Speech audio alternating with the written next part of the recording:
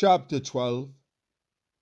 God's discipline proves his love.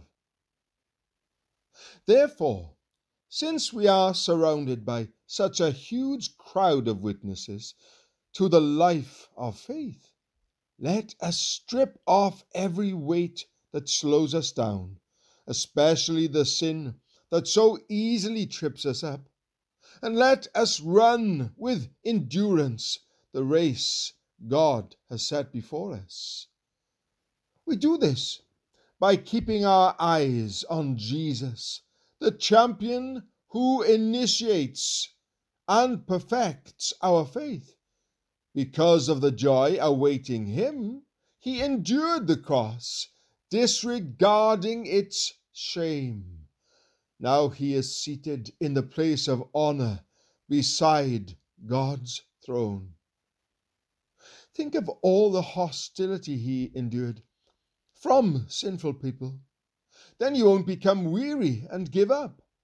After all, you have not yet given your lives in your struggle against sin. And have you forgotten the encouraging words God spoke to you as his children? He said, "My child, don't make light of the Lord's discipline, and don't give up when he corrects you. For the Lord disciplines those he loves, and he punishes each one he accepts as his child." As you endure this divine discipline, remember that God is treating you as his own children. Who ever heard of a child who is never disciplined by its father? If God doesn't discipline you as he does all of his children, it means that you are illegitimate and are not really his children at all. Since we respected our earthly fathers who disciplined us, shouldn't we submit even more to the discipline of the Father of our spirits and live forever? For our earthly fathers disciplined us for a few years, doing the best they knew how. But God's discipline is always good for us, so that we might share in his holiness. No discipline is enjoyable while it is happening. It's painful. But afterward there will be a peaceable harvest of right living for those who are trained in this way. So, take a new grip with your tired hands and strengthen your weak knees. Mark out a straight path for your feet, so that those who are weak and lame will not fall, but become strong. A call to listen to God. Work at living in peace with everyone, and work at living a holy life, for those who are not holy will not see the Lord. Look after each other, so that none of you fails to receive the grace of God. Watch out that no poisonous root of bitterness grows up to trouble you, corrupting many. Make sure that no one is immoral or godless like Esau, who traded his birthright as the firstborn son for a single meal. You know that afterward, when he wanted his father's blessing, he was rejected. It was too late for repentance, even though he begged it with bitter tears.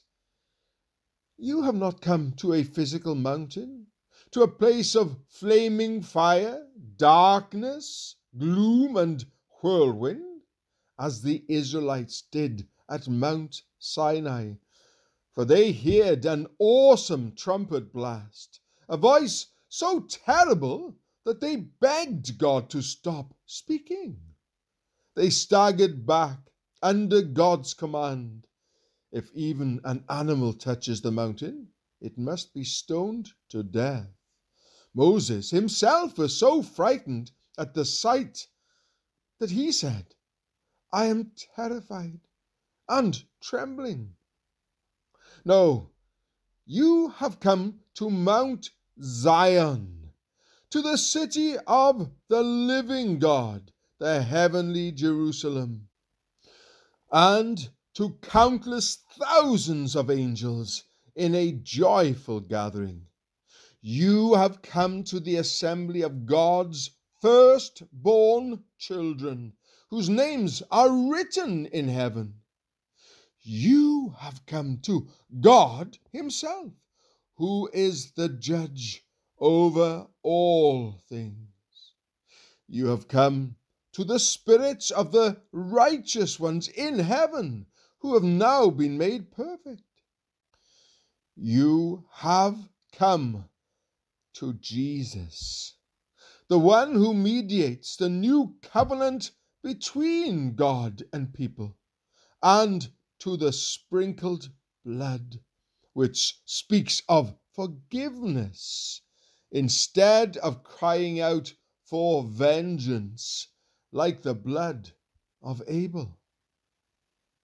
Be careful that you do not refuse to listen to the one who is speaking. For if the people of Israel did not escape when they refused to listen to Moses, the earthly messenger, we will certainly not escape if we reject the one who speaks to us from heaven.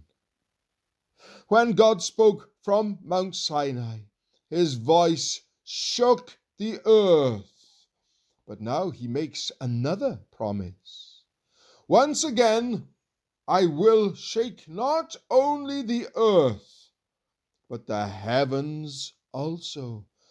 This means that all of creation will be shaken and removed, so that only unshakable things will remain.